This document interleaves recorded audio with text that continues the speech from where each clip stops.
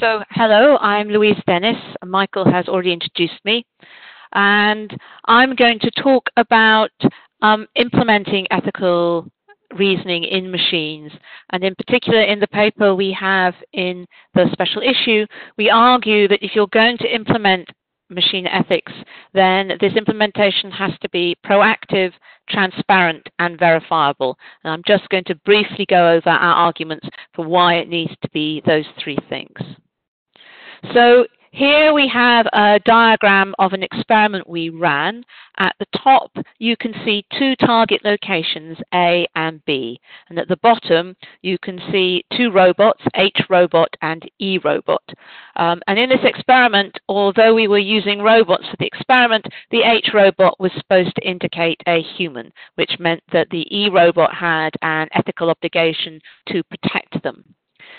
So what's happening is the H robot is walking towards target A, that is their goal location, and the E robot is walking towards target B, and that's its goal location. But the E robot has some information, which is that this orange area is dangerous to humans. So it doesn't know if the human is aware of this, but it does have an obligation to prevent them entering that area. And you can see from the sequence of blue dots the path of the E robot it takes in order to intercept and warn the human that there is a danger around goal A. And the reason we call this proactive is because without having any reasoning about what was happening to the human, the E-robot would have just walked straight to goal point B. It would not have in any way considered what was happening on the other side of the arena where the A goal was. And many implementations of ethical reasoning talk about simply filtering or vetoing particular decisions that a robot has made. But for this one, we're making the case that it's not just vetoing decisions you have to do, you have to actually say, no, there are some other decisions you should consider and take in order to be an ethical robot. So that's why we think ethical reasoning needs to be proactive.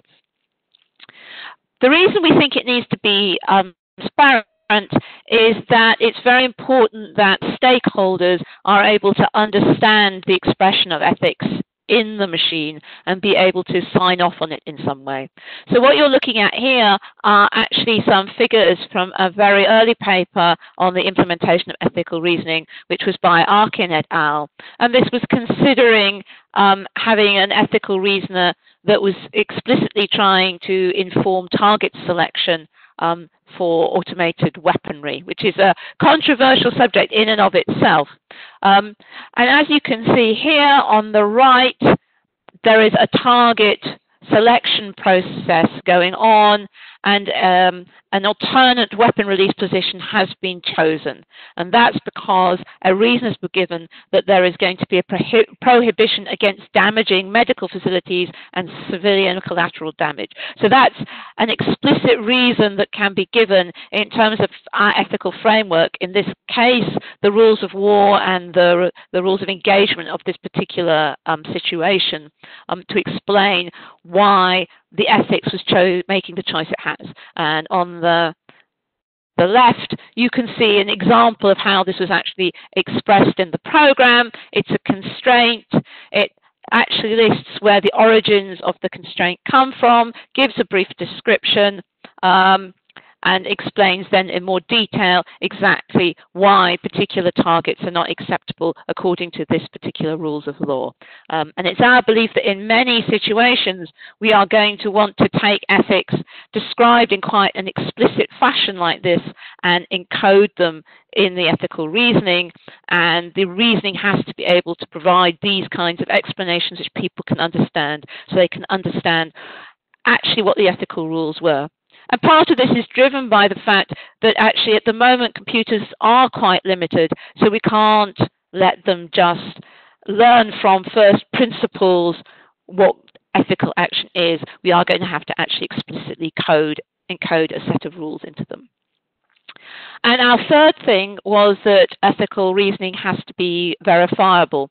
This is actually a picture of the fire exit in my department at Liverpool, and this is I chose because I was actually encoding an ethical reasoning system, and I had set as my values that I wanted people to be safe, and also that I wanted to protect the environment. And I had indicated that if you switch on the lights, you use up electricity, and this is bad for the environment.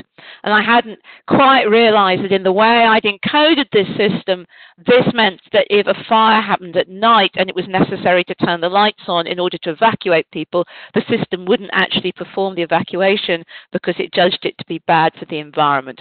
So in that situation, I had a transparent expression of my values, but even so, I hadn't realized the way I'd expressed them, the full implications with the underlying ethical reasoning mechanism, the underlying theory I had chosen, that it might have these effects.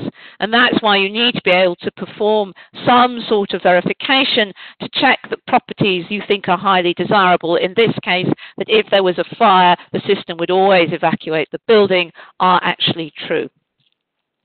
So just briefly, at the end in our paper, we argue that ethical reasoning has to have these three properties. We propose a particular architecture we claim realizes these properties, and this consists of an ethical layer that sits on top of the robot's normal controller. And this ethical layer contains a simulation module, so it's able to take account of everything in its environment and run forward a simulation a few seconds just to see what's going to happen. And that allows it to anticipate things like a human walking into danger. It then gets some performance reference metrics out, and in that case, it can look at the decisions, the suggested actions passed to it by the robot controller, and if none of them are considered sufficiently ethical, for instance, the human is in danger, then it has a separate planner module where it can propose its own actions based on the information it's getting from the simulation module. And this particular ethical decision module is programmed using what we call declarative languages, which lets us express things in a very high-level way in terms of, in this situation, you are prohibited from doing this or you are obliged to do this. And that high-level description also makes it easier to perform a certain sorts of verification on this. In the particular version we looked at, we explored all possible outcomes of the decisions and were able to extract counterexamples of situations where our sanity checking properties weren't true. So that's a brief overview of what's in our paper. Thank you very much.